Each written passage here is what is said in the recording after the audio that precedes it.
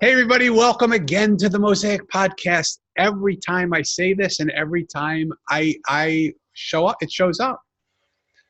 The guests that I'm bringing on, I don't know if they just are personally speaking to me or I'm intrigued by their stories or I love their stories. But today I have Jez with us. And Jez is to me, he's the poster child of something that I think about in the Mosaic, which is that life in any given moment is not what life is in that given moment, but that it's a collection of moments.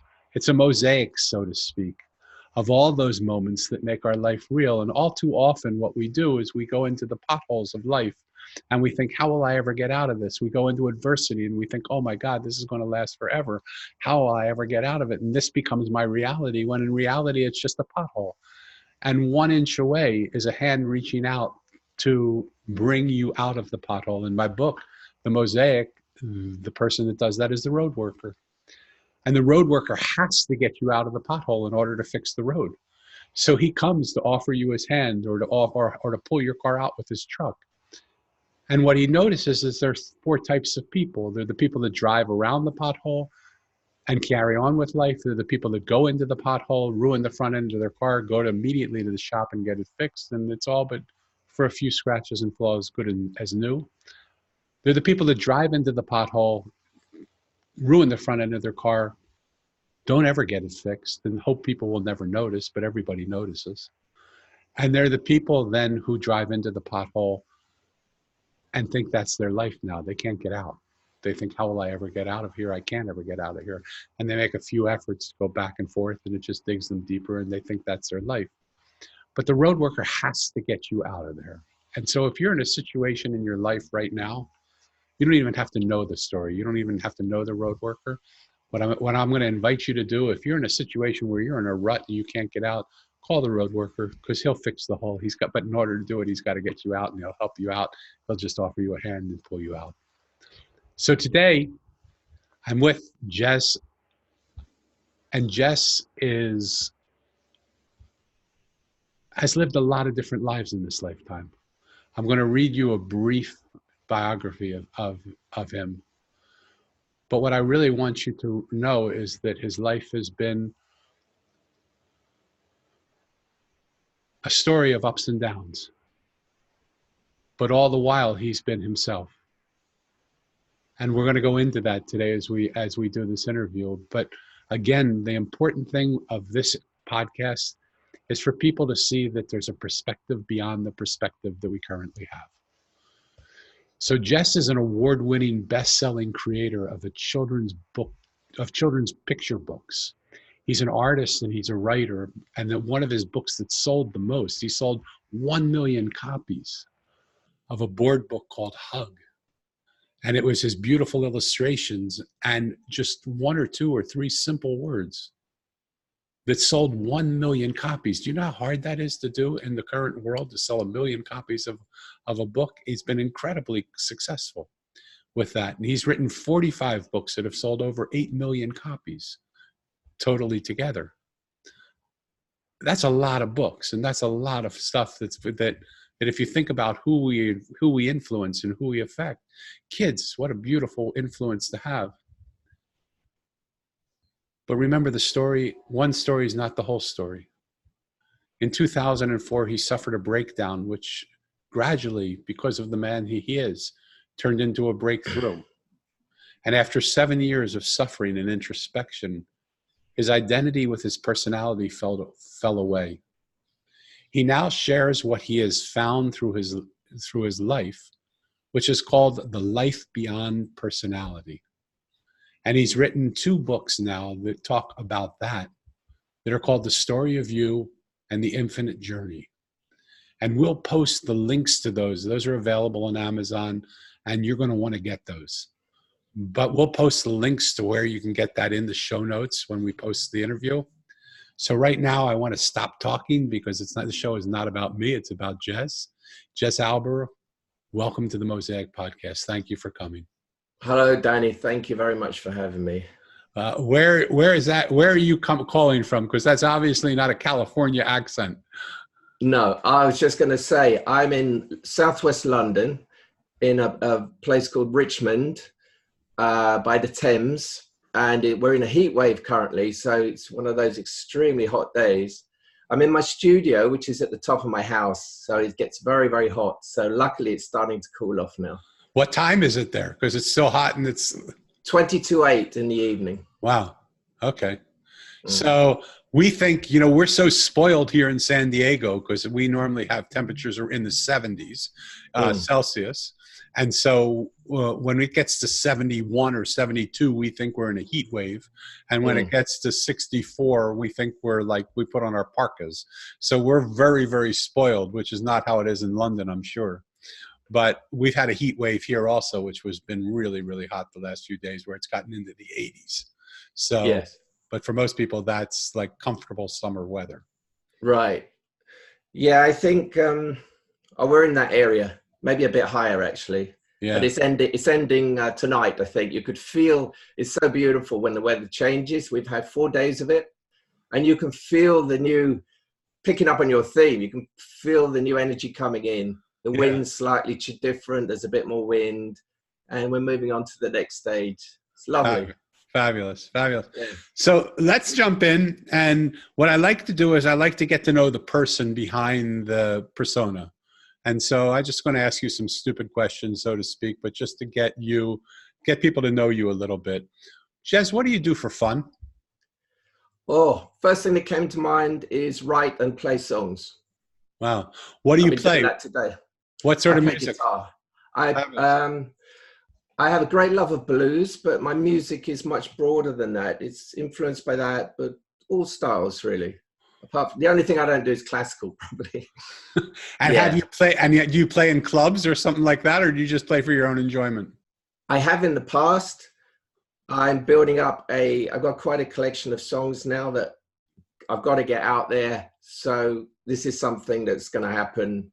I'm sort of working towards it. I have a bassist I play with. We're looking for a drummer. So it's one of those kind of long-term plans that I've watched develop over the last 6 years, I think. I mean, I've been playing all my life, really, but I played in the past in covers bands. So I was playing other people's songs. Right. So this, for me, is a new thing, and it's very different playing your own songs. And I can actually express myself and talk about the things I'm going to talk about with you, and even what's in my books in these songs. So for me, it's another way of sharing, really. Well, what I love about you is that artist sort of archetype that lives in you. You're an artist, where you're a graphic artist, and you're a writer, and now you're adding music to. You've always had music, but now you're adding that format. And I love when people find new ways to express their creativity or use the creativity they've always had in ways that have always been available to them. What unlocked for you in this moment that would allow you to go from being in a cover band to actually writing your own music and feeling vulnerable and comfortable enough to share that with people? I lost you for a second there. Can you just repeat that question? Sure. What allowed you, what happened for you in that moment where you went from being a cover band artist to being vulnerable, to allowing yourself to be vulnerable and writing your own material and putting that into the world around you? Was there something that happened in that moment? Well, it was a gradual thing. I didn't start out as a singer, but I had I always wrote music, but I couldn't. It's surprising because I wrote picture books and I write the words and I create the pictures. And in a song, you get words and music. But for some reason, I had a kind of block about doing both those things. I could do the music, but the words didn't come until, I'm not sure what year it was. I think it was 2014. I call it my summer of songwriting. Some door opened, and suddenly I was so inspired, all these songs started coming. And it's been like that ever since. And sometimes I have songs that are just half written, and then I'll come back to them. And then, like today, I'm finishing recording a song that I finished writing in January, but I started last year. So they're all at different stages of development. But to go back to your question, so I wasn't a singer. So I realized, well, nobody else is going to sing my songs. I'm going to have to do it. So you know, you have to kind of go beyond your parameters and say, well, you know, who says I can't sing? You know, we all have those beliefs. I'm going to find out. And, you know, I took some lessons. I got so far, and, you know, wasn't really happening at that time. And I realized that there are certain singers that aren't classically great singers, but they're great singers in another way because they're authentic, and I love their sounds. You've got your Lou Reeds, you've got your Jim Morrisons, you've got your, I'm trying to think other examples. Bob Dylan, Tom Waits. Van Morrison, I mean, tons of guys, right? Yeah, and often they're the most interesting. And so it's quite a simple, really. It's like literally finding your voice. And there's so many elements involved in that. Confidence is part of it, but it's not just that. It's, well, being relaxed enough that your own voice can find its place. Now, there was a time when I'd sing and I know it wasn't good. Yeah. And I know it was because of tension, and I got as far as I could at that time. I had those lessons, and she was giving me these scales, and I think she was thinking, well, you just keep doing it, you push through. And I knew that wasn't the case. I knew at that time no amount of singing scales was going to help me. So I stopped the lessons. I stopped doing it for a while, went through a lot of personal changes, came back, and my voice had changed, and I was able and more ready to move on and find my voice. Now, my voice... So hold on 1 minute. Okay, sorry. I got so much to say. No, I love that, and I appreciate it. But that's the moment. That's the moment that I'm trying to identify for people, because there's so many people that are listening to this now who have a real strong creative instinct, but they don't have the courage somehow to allow that process to happen and to close down the voices of the people outside of them that say you're not good enough, or what are they going to do, or we're going to be laughed at, or we're going to be whatever it is. What was that moment for you where you suddenly realized you on your own can do this, and even though you don't have a classically trained voice or whatever, that would be the most interesting thing that you could do, because who you are, you know, they say in public speaking that what you say and the tone of how you speak doesn't really convey your message.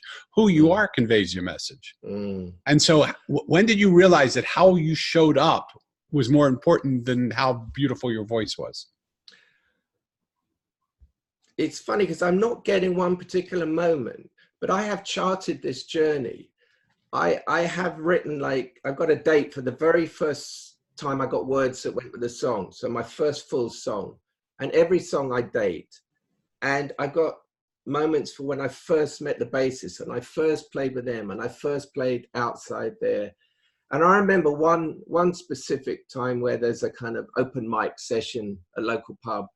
And I remember going there and having absolute fear, but I knew I had to do it. And that was the time. It was like, one of my songs is actually called The Right Time.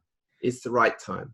Wow. And this was inspired by this feeling like, this is the right time to do this. And I think it's quite an important point. If you do it at the wrong time, it's not going to work. But if you do it at the right time, it doesn't mean you're not going to have fear and resistance, but something will allow you the balls to get up there and do it. Yeah. So I was standing there in this little pub just up the hill thinking, 2 minutes before, what am I doing? What am I doing? But I got up there and I sang, and I thought, I can do this actually. And I actually felt quite comfortable when I was up there. Yeah. And I think there's also a security found in, if you know what you've got has something and it's authentic and true, that gives you a kind of platform. Now I know what you're going to say. It's, how'd you get that? I think that's something that, I don't know whether I've developed, but I know it's absolutely necessary. Like I've played in pubs and there's been people talking or looking the other way, and you could easily, now this is where my thing comes in of personality. The personality has agendas. And if the personality's agenda is, I'm not good enough, it's going to be brought up by that scenario. Totally. But if you're beyond that agenda, you can be in that scenario and people might turn away or might not like the song, but it won't affect your own faith and Yeah. Let me take a moment and put this in context, because a lot of your work right now, from what I understand, is around this concept of life beyond personality. And so when you're talking about everybody has a personality, that is right in your wheelhouse now of of the work that you do. And so the place that I'm really looking for, the place that I'm really like, because you're a creative, did you have that same feeling when you went into art? And when you were trained and when you started writing books and people said to you, oh, these are no good, or this isn't going to happen, or this, and then it took that one moment where that one person believed in you, and then you sort of said, okay, I can do this. And then you continued to do it, and then you're doing it with music, and then you did it with religion and organizations and things like that. Is there something that ties those pieces together? Is there like a mosaic of those things that happened? That in each case, something happened that when you put those together, almost like an ingredient to a beautiful recipe for a meal that we could make for people, that would say, listen, creatives, no matter if you write, draw, sing, or whatever, there is a formula to life that if you do this from the creative perspective, this could be something that will get you through those moments of self-doubt. But this is the life beyond personality. I don't think there's a technique. I think it's a feeling that you have. Beautiful.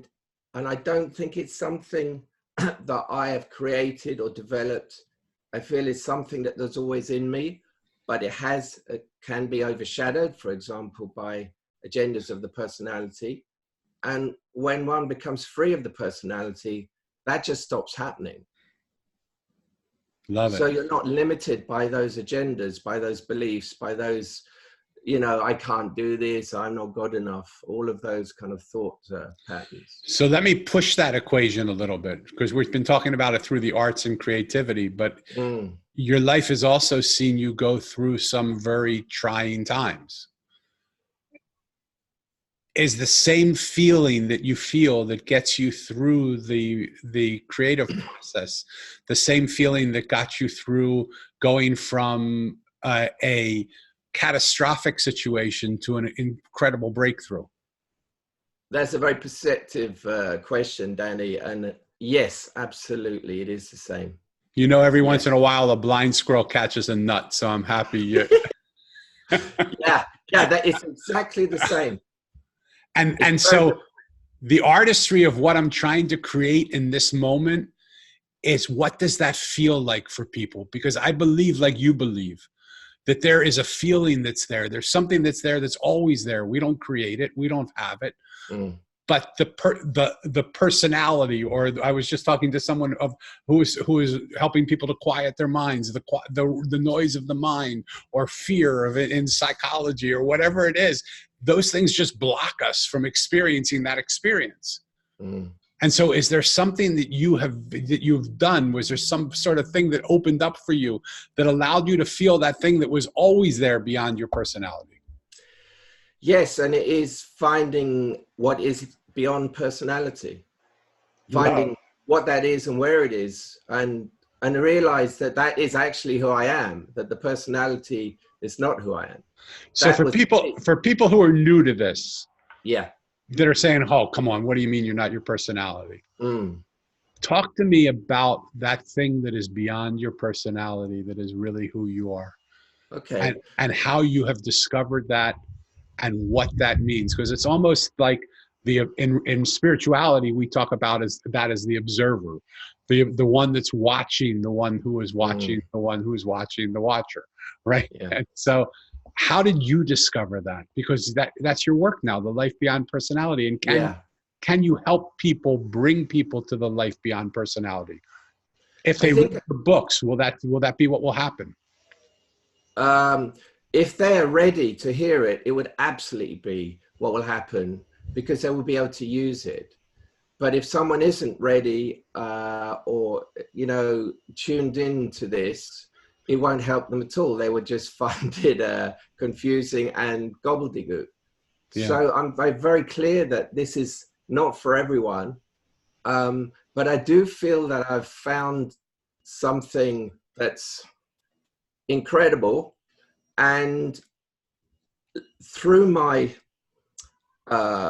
career of storytelling, which is basically about breaking stories up into ordering facts, ordering bits of information to tell a story in the best, most productive, most effective way. And what I've had to do with what was shown to me, what I've found, is do the same thing. So in my books, that was my aim.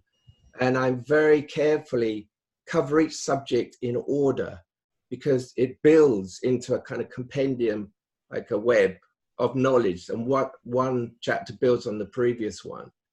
And if someone, a lot of people, okay, how do you get into this? You asked, how did I find that place?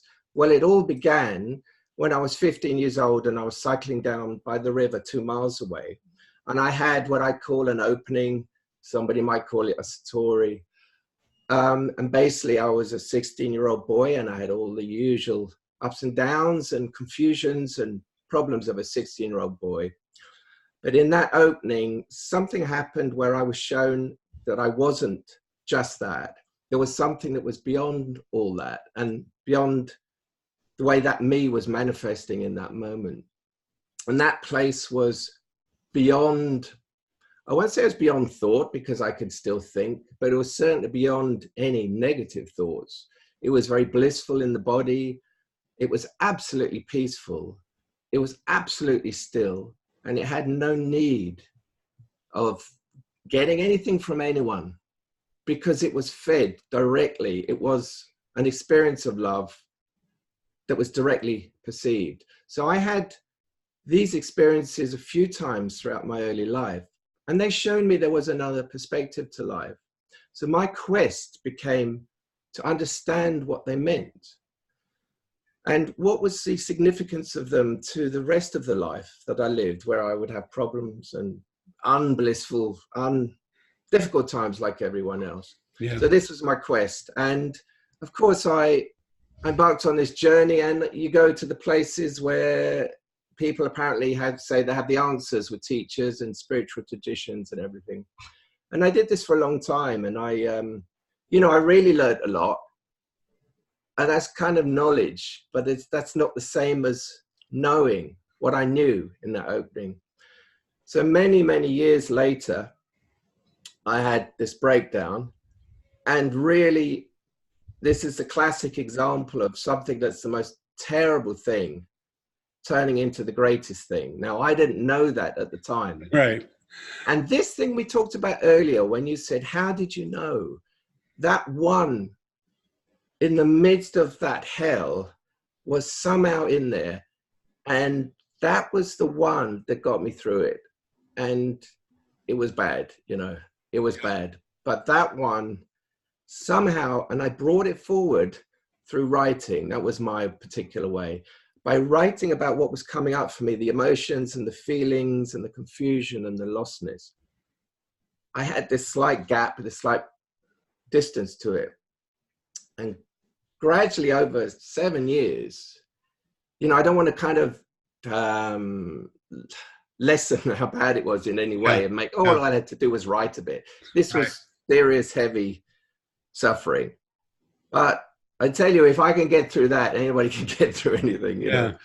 And it was that one in me, that part, which the same one that experienced and observed those openings was the same one that observed this breaking down of this personality and taught me what personality is, how it functions, how we get lost in it, and how we can be free of it.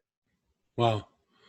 And when you say it's the same one, is that a person? Is that a feeling? Is that, and without, like, what I'd like to do, just so people get an idea, without going into 4-part harmony and full orchestration, what were some of the qualities of the lowest of lowest feelings that you felt, so that people can know it wasn't just a paper cut, because that means a lot of different things to a lot of different people. So if you can touch on the depth of your Sure. I'll try and paint a picture of it. So if you can imagine, I was on the way on a holiday. I'd been quite stressed. I was about an hour outside London driving west. I suddenly felt really bad, had bad stomach ache. I'd stopped at a petrol station, a gas station, and I fell to the floor. Now we have an operating system which allows us to know I'm here, you're there, my name is Jez, your name is Danny, I'm going down the shops, I know how to get there, I know how to get back, I know who I am, I know who you are. And if you can imagine for a moment that operating system collapsing, so rather than being, I was 44 or something, rather than being 44 years old and having all the abilities of that 44-year-old person learned from a lifetime, the operating bit, the bit that knows how to put things together and operate within the world collapsed. And I was literally on the floor, and it was terror, and I didn't know how I was going to get back. I didn't know what was happening to me. I was crying. People were staring at this grown man crying. It was just terrible. But it sounds like you didn't even have a sense of who you were in relationship to a world around you, that your identity was somehow collapsed at the same time. Was that true? I did have a sense of the world around me. I remember observing people staring and being freaked out, but I had no ability to do anything about it, to pull myself together. None whatsoever. Wow. That was the gist of what happened. And then over the following years, it was a kind of unraveling of that. And it basically went back to childhood trauma. And that was kind of what unraveled over the following years. But it happened for me in this form of, it turned me into a recluse because I couldn't operate in the world. Totally. And just to clarify, was that a drug-induced something that happened as a result of drugs, or just completely out of the blue? Something. Oh no, I'm not a drug taker at all. Okay. I don't take any drugs whatsoever. Okay. So somehow out of the blue, as you were traveling on a vacation. But Danny, I wouldn't say it was, sorry to interrupt, I wouldn't say it was out of the blue, because I kind of had if you saw it as an earthquake, I had a kind of tremor. I was giving a talk. My work involved me talking to students and book people and schools. And I was giving this talk to all these adult librarians. I'd done it many times, and I knew how to do it, and I quite enjoyed doing it. Yeah. But on this occasion, the one that can operate and knows how to do that kind of slipped away just before I was going on. Terrible, terrible situation. Wow. Anyway, somehow I got through it, but I was seriously shaken. And what happened in the breakdown half a year later was the kind of fulfillment of that, really. Wow. Wow.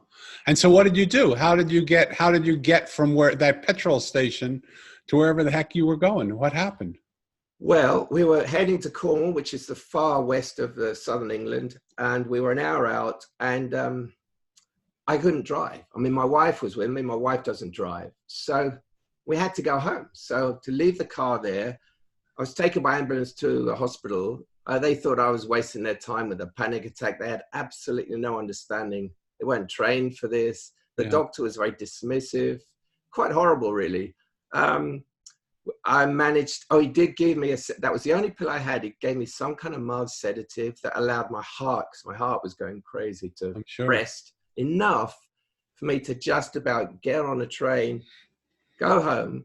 And then I remember sitting downstairs here thinking, what just happened? So my life went from here to here. And my whole life, if I had to pick one moment in my whole life, that was the moment when my life changed forever. Wow. And so and that was how many years ago? That was in 2004. 15 years. I had the anniversary because it was August 15th. So wow. I always think 15 years now, So in the 15 years from that to now, can you in any way, shape, or form put together the pieces of what actually did happen? Do you know now what that was? Yes, I kind of do. Yeah. I have a broad outline of what it was. Yeah. And I could trace the roots of it to what happened. To tell you some of it, I mean, basically, my mother was postnatally depressed. And I know that my particular wound, we can talk about what I mean by that, was very much based around coming into this world and perceiving, even though it was pre-verbal, that my love source was kind of absent. Yeah. So, without going into details, Right. that wound kind of stamped my life, and Wow. it gave me terrible suffering, but it also, because of having applied myself and gone into this, it gave me a way out of suffering.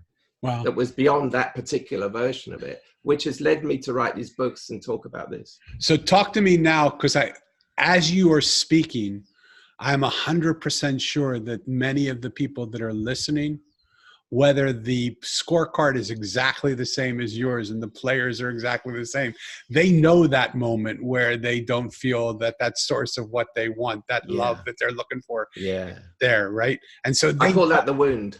Yeah, the wound. Yeah. I think we've all felt that wound. So what I think fewer people have felt, not nobody, but fewer people have felt the transition from that wound to the healing. Yes. What for you was that moment? Not even the moment. What is for you is the experience of moving from that place where that wound now gets healed up, or that it no longer stamps the imprint of your life with the wound, but allows you the vision to say, that gave me the opportunity to have a new stamp in my passport that is the healing. Well, I come back to really this phrase of discovering what life beyond personality is. And what that means is, what happened was a disidentification with personality. So as long as you're identified with your personality, the wound is part of that story. Now, although it happened in my life very early, because my mum was postnatally depressed, in general, we don't come into the world with that pain, with that wound. We come into this world of what I call the natural state. So everybody out there knows this. They may not know it consciously now, but they have experienced this. And it's in their potential to know this. So the only thing that's happened to me is that I've kind of made it conscious. It has become conscious, and there's a difference between me saying I have made it. It has become consciousness because I didn't do it. Right. Yeah. Right. And so we spoke a little, and neither one of us is interested in it that much anymore. But is that what drove you to places like Rajneesh and to places, of that the sort of the sense of how do I relieve this pain? Because it would seem like so obvious to go to people who seem like they know something more to help you. And in some ways he did. And so what was less about the experience of him in the place, but more the hope that here's somebody that has the answers for me and may have the answers for you. He on his own may have had those answers, right? But then the situation around him became disheartening for you. How do you heal again from that? From having pursued it within a particular situation and then found it not to be. Yeah. I was only involved for 2 years. So for me, it wasn't too much of a trauma leaving. Now, my wife was involved from a lot longer. She was involved very early days with Rajneesh. And so for her, there was a lot more brainwashing to leave behind and trauma of that situation. So I didn't really have much. For me, I always say about sannyas, it was called sannyas. Yeah. It gave me the gift of my wife. That was the real gift it gave me. I mean, I had some great experiences. Totally. We've all watched Wild Wild Country, I presume. Yeah. And I remember being there at the commune in those years in Oregon and thinking, one day they're going to make a film about this. Of course, then they did. It became very crazy, and it became not at all, as far as I'm concerned. And I had to leave that and leave other places like that, because in the end, I do believe, I'm kind of pulling back to this theme. You asked earlier on, what was it in you that knew that? Yeah. That thing, the knowing, let's call it, everybody has to find their own knowing. And as far as I'm concerned, it doesn't matter who you're with, how advanced they are, how great they are. You could be sitting at the feet of the Buddha tomorrow. If you don't have to find it yourself, you haven't got it. You know? I love that. There's a saying in India, they say that the pickpocket will only see the pockets of a saint. They won't see anything else about it. And so, again, who we are determines what we see, right? Yeah. So, yeah. But that's a scary process. The idea of living life without personality is a scary process. Yeah. How did you deal with that fear? I'm imagining people now listening and saying, wow, his existence is so, I can see why he would have done it, but why do I need to do it? My highs are not that high. My lows are maybe not that low. Why do I need to get out of this personality? Yeah. And what would you say to them? I would say, first of all, you don't need to get out of it. Beautiful. And for most people, you shouldn't. Because if this is not in you, if you try and do this, you're going to just create more suffering and more, oh, I haven't got it. I can't find it. I'm not good enough. And the whole cycle goes round. But if this yearning is within you and this inner sense that there's something in this, there's some truth in this that has something for you. And I think most people know that. Now, I'm an artist. When I'm writing a song at the moment, and I'm constructing these chords. And every now and again, I come and pick up the guitar and play it. And every now and again, the muse tells me, try this chord. And I hear this melody in my head and I think, yeah, that's the next chord. So I'm trying to symbolize this feeling of the knowing. And if someone hears what I'm saying or reads my books and it resonates with them, if they have that yearning inside, that knowing will say, listen to this guy and see what he's got to say. Not believe anything, and that's a crucial point. Don't believe anything I say, but find out. And the root of what I'm doing, the word I always come back to is inquiry. This is an inquiry. I've had my inquiry, and in some ways it's still going on, but it's your inquiry because for the reason that I've just said, that you have to find your own understanding of this. Otherwise, it's just secondhand knowledge. It's not much use to you. It's not going to make much difference. You know? I love it. You say almost word for word what I would say, because sometimes people will come to me and say, well, what did you do to get on this path? And I said, if you don't have to, do everything you possibly can not to. Because once you embark on the journey, it's going to turn your world upside down. It's going to take everything you believe and throw it off the table. Yes. But there are gentle people there that will help you pick pieces up that still belong. But if you don't need to, if you're okay, if you're getting through life without the desire or the need to throw everything off your table, keep going with your table. Sure. Right? And so I love. Go ahead. I was just going to say that you asked kind of what pushes one to that place beyond personality. And it is the classic, it is suffering. Yeah, totally. If you're suffering, now the suffering I experienced in the personality was so acute. I mean, I actually feel I nearly died. There were a couple of times when I could feel something leaving me. And my wife somehow knew what to do and she held my feet. Wow. And she said, don't leave, you're loved, you're needed here, or something to that effect, and something stayed. But the suffering was so acute, therefore the impulse in me to find what was beyond it, because I did know there was something beyond it, because I had been blessed with these openings throughout my life. So that impulse was so strong, and I absolutely agree with you. You know, if your suffering is not that great, totally. You know, enjoy your life as it is. Yeah, because eventually you'll come upon it. But what I want to highlight again, because for the world that sees the world as they see it, one of the things that I love about having Jez on the show right now is that in a moment, with he had hints of that moment. He had tremors of it and started giving the talk. But in one moment, everything changed. He took a right turn or a left turn that was totally different from his life. And so understand the world we see is only that. It's just the world we see. And what would the world look like if we could see the world that we don't see? I refer it to I call it the 359. We look at a 360-degree world with 1 degree.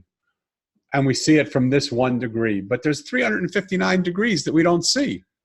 And when we see that 359, or at least invite the possibility that the 359 is there, I find it ends all the problems that we have of differences of opinion and differences of thought. What you would probably call life beyond personality. It's that space beyond all the personalities, all the perspectives. Yeah. How do you get to the life beyond personality? I would say through this word inquiry. You get to it by seeing, and to some extent anyway, understanding what personality is. When that starts happening, what's beyond it starts to be revealed. Now, what's beyond, you might say, well, then what is beyond it? Can't pin it down.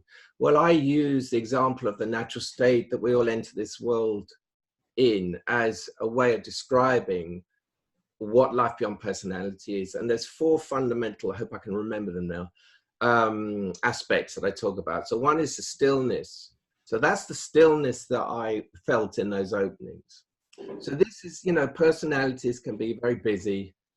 Personalities like to distract. Personalities don't want to see life as it is. Personalities have an agenda to maintain the personality. So anything that takes them to that 1 degree you talked about, there's a resistance to that, from the personality. Yeah. So, anyway, I was talking about stillness. So stillness is so stillness. What I want to highlight is that one of the things I talk about in my book, The Mosaic, one of the characters is a mirror maker. And the fact that Mo discovers her shop when everybody else walks by it, means she understands he's already learned to see what other people don't see. So she has him stand in front of the mirror and says, "What do you see when you look in the mirror?"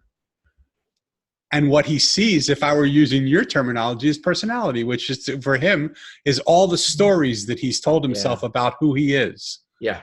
And she says, right. Okay, but that's what you bring to the mirror.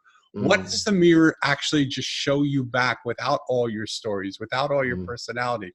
And so I love this. I'm intoxicated by this idea of the life beyond your personality, beyond your stories, beyond. So the first thing is the stillness of mind, or stillness of soul. Yeah, stillness. The second thing is what? The second thing is full feeling engagement with life. Now, what I mean by that is we come in the natural state, and babies do nothing but feel. Through feeling, they engage with their environment. Through the personality, after the wound, we learn that feeling can be dangerous and can be painful. So we retreat from it.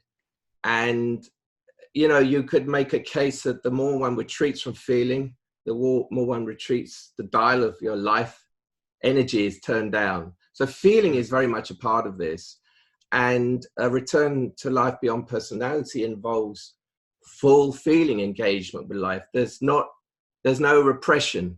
Yeah. So if something comes up, and things can still come up that are difficult, it's not that all that stuff just instantly goes away, but one has a different relationship to it. Yeah. And the relationship to it is that one is open to feeling it. And of course, by feeling it, it moves, and it moves through you.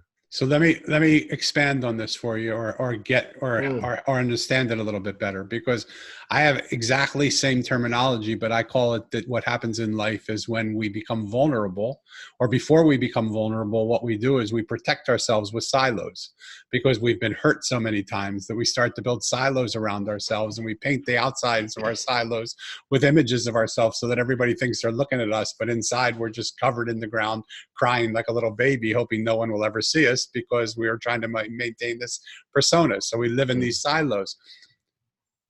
What I believe you're saying is that when you get to that place where you just allow those silos to melt, where you become vulnerable enough to feel, it doesn't mean pain won't come, but we deal with that pain in a different way. There's a different relationship to it, I would say. There isn't this relationship to, this is painful, I need to get away from it. There's a kind of trust that what comes is what comes. I'm not going to die. I mean, one thing I really learned from the breakdown is if I can get through that, you know, and I didn't die through that. I can certainly feel a bit of old pain or grief or fear. You know, there's nothing compared to it, you know. Right. So it's a different relationship to it. And it's actually quite beautiful because it's just life passing through a human form. We all have sadnesses. You know, in my book, I talk about my father died in 2016, and I had in some ways, not the closest relationship, but in the last few years, I became quite close with him because I was with him a lot, and some of his, what I would say was the difficult side of his personality kind of waned, and I could sort of feel him more. And within that, although we were still very different, there was an understanding and a connection. And it was quite interesting because one thing I had with my dad was he taught me to play chess when I was a boy, and I stopped playing for years, but maybe 10, 15 years ago, I picked it up again. And I realized that this was a great way for me to connect with my dad. So every time I visited my dad, we'd play chess. Fabulous. When we played chess, he went beyond his personality and he became like a little boy. He could become he was like 86 or something. He could become really excited about what was happening. So I loved that as a medium to meet him. And now I've forgotten why I was talking about my dad. Yeah. So my dad passed away. And like I said, I found a bit of closeness to him. I came back and I suddenly found myself howling the night it happened. And this brings me on to the third aspect of the natural state of being. There's a part of me, there's a part of all of us that watched that howling. So right in the middle of it, I'm not blocking it in any way. I'm not judging it. I'm absolutely letting go into this torrent of grief. There's some part watching. Now, this is the third aspect, and this is what I call choiceless awareness. Now, I call it choiceless. Tell me if I'm talking too much. Am I? No, you're talking beautifully. Okay. I want you to talk. There's so much to say. The reason I call it choiceless awareness, I'm contrasting it with personality awareness. Now, personality awareness chooses what it wants to look at and what it doesn't want to look at. And you've just kind of told a little story about that when you look in the mirror. Because personality doesn't want to be confronted with anything that antagonizes it, that makes it feel vulnerable. So it will look away. I'll look at that, but I won't look at that. I'll open to that person. I won't open to that person because I find them confronting. So that's what I call personality awareness. Choiceless awareness doesn't have that filter. So whatever's happening, whether it's the grief coming or whatever, it will confront it fully. And that choiceless awareness is what I felt in those openings. And that is the common denominator all the way through. Yeah. I love that. So now you've identified for us, which you've always known, but you identified for us what that place is that I remember. We got there in the end. Yeah, no, and beautifully and perfect timing. But I remember I have a developmentally delayed daughter. Yeah. And at one moment we took her to a place called the Option Institute, and it was in Massachusetts. I've heard of that. And I'll tell you a strange thing. Tell me. My daughter-in-law worked there for a while. Get out of here. How about that? Oh, I love that. So one of the things they did is we went there with her and had an incredible experience with them there. I love the place. I love the people. I would have loved to have lived there and and grown up there and had my daughter grow up there. They weren't doing that at that moment. But one of the things they noticed about me is every time my daughter cried, I completely melted and gave in to her because I just had I felt like she had gone through so much pain and suffering in her life that anything I could do to relieve one moment of that, I would do. So she would cry and I would give in. And they said to me, they called me out and they said, something we noticed, you're being completely manipulated by her tears. And I said, okay, I don't know that I want to accept that because it's a little harsh, but they were 100% right. And they said, here's what we want you to do. We're going to record her crying in this room for 15 minutes. We're just going to do it. And we're going to put that on a recording. We want you to then pick the most beautiful music you've ever heard and play 15 minutes of that. And we're going to put that together on a CD, on a tape for you, cassette tape in those days, which we don't even have anymore. And we want you to play that 30 minutes of sound And when you have no difference of feeling between her tears and the most beautiful music you ever heard, you'll know she won't be able to manipulate you again. They said, what are you, crazy? I can't listen to her cry for 15 minutes. They said, I know, that's the practice. That's what we want you to do. We want you to take a half an hour every day, 2 times a day, 5 times a day, however much you can do it, and just put headphones on and listen to that. And I think it's exactly the thing that you're speaking of, that when we just see from an observer point of view, that all of that's just sound. It's the meaning we give to that sound. Viktor Frankl's Man's Search for Meaning. It's the meaning we give to that sound that creates our pain or our suffering or our joy or our pleasure. And so you call that the choiceless awareness. Beautiful. Yeah. And do you have a practice? Like, I already know people are going to want to get in touch with you to learn how to do this stuff. Do you have something that will help them? Is that in your books? Do you have programs that you can do to offer to people? Okay, Danny, there are no practices in this. Okay, absolutely. I don't do practice. I do inquiry, and it comes back to the point I was making, that this is not something you can practice and learn. It comes through your own engagement with it, through your inquiry, and then it opens up spontaneously inside. So my books serve to help that inquiry happen. They're just mirrors to open up so one can take that journey and look at those subjects. But then for those subjects to open up for them, it may be 10 years later, I don't know, a year later or whenever, or never. Yeah. And they'll go as far as they can into it, whatever. But totally. So, yeah. Did we miss the 4th practice? Because I want to make sure that we got that. We did. And Danny, can we stop for a second? Because my mind's gone blank on the 4th one, and I can look it up in 2 seconds. Totally. Right.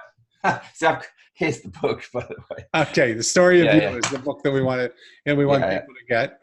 Okay. And so even if we're not stopping, what I want you to see is the beauty of the vulnerability of being able to say, even in my own practice of my 4 practices, I can't remember the 4th one right here, because it's not really a practice. It's what happens. It's what unfolds. Yeah. Right? And so even if we keep this running, it just is, there's a beautiful moment to when you don't have to be anything other than what you are. And I really... Yeah, right now I'm forgetful. Totally. Yeah. Okay. It's one word I'm looking for, and when I get it, I'll kick myself. Just a second. Yeah, that's okay. It's just okay. The natural state. 53. But in some ways, this is exactly what you speak about, because it's always there. We just forget it. Yeah. And I love that. Okay, I'll just try and find this. Okay, so we've got stillness. We've done choices, awareness.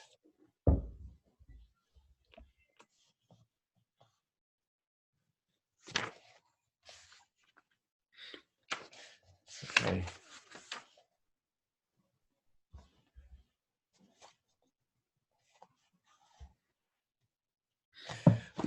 Right. Yeah. The thing is that you mentioned the word practice. So I don't go through the day thinking about this stuff and thinking about choices, awareness, or stillness. One lives those things. One only thinks about them when one is trying to convey to Danny about them. Right. Totally. And I think that's why I don't carry these things around. I mean, I should have them on the wall if I'm going to talk about this. But no, but why should you? Yeah. I think this makes your point even better. Right. Well, the 4th one is joy, and I use it joy with a capital J. And I do feel that there is a natural joy in the natural state. Now, joy can be, people see it in different ways. Some people see it as a kind of excitement or a happiness. And I'm not talking about that sort of joy. It's a joy that's innate, and it's simply the joy that we have been made this way as human beings. We've been made to feel and interact with the world, and a very natural, organic joy just arises from that. And it can be in, rubbing soap over your body in the shower and the contour of your arm. It can be, obviously, it can be bare feet walking on the grass. It can be anything. But those kind of joys get turned up phenomenally, I would say, because they're not blocked by the personality. And that's what I call our original relationship to life, when these things, joy just becomes a kind of ongoing. Now, I'm not saying all of life is joyful. Right. No, We've already gone through that. That's exactly. Right. So, but there is a kind of joy that is part of this that gets turned up. That's for sure. Yeah. And there's a kind of, I get joy from my creativity. Gives me phenomenal joy. Just the fact that somehow this songs come through, and the melody comes and the lyric comes, and where does it come from? I have no idea, but I know it's got something. I will also have phenomenal joy in other people's creativity. I love hearing a song and thinking, God, that's perfect. The way they put that with that. And I was watching a video last night about Talking Heads. You familiar with them? Yeah, sure. I used to really listen to Talking Heads a lot when I was younger, and I kind of not looked at them for a while. And the creativity of that guy, David Byrne, and I get great joy from engaging with that. Yeah. That's just examples of joy. Totally. So of all the things that we've spoken about, if you could leave people with one thought, what would that one thought be?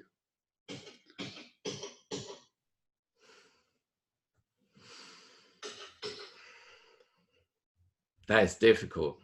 I mean, I'm tempted to first of all say that you're not your personality. And the reason that's important is because your personality is the part that holds all the suffering. So there is a place beyond suffering. There is a way to live this life without being dominated by that mind that criticizes you all the time, by the thoughts that say you can't do this, you can't have this, you can't have love, whatever. So I would say that in a very long-winded answer. Yeah, no, that's a beautiful answer. And then the final question that I always ask can be followed up with a question if there needs to be. But when you look at the world that we live in today, with all that's going on in it, and all its advances and all the turmoil that's happening in the world, is this the world you always dreamed of handing over to your kids and your children's children? I've got a few responses to that. The first one is, I didn't dream. I don't really think about that.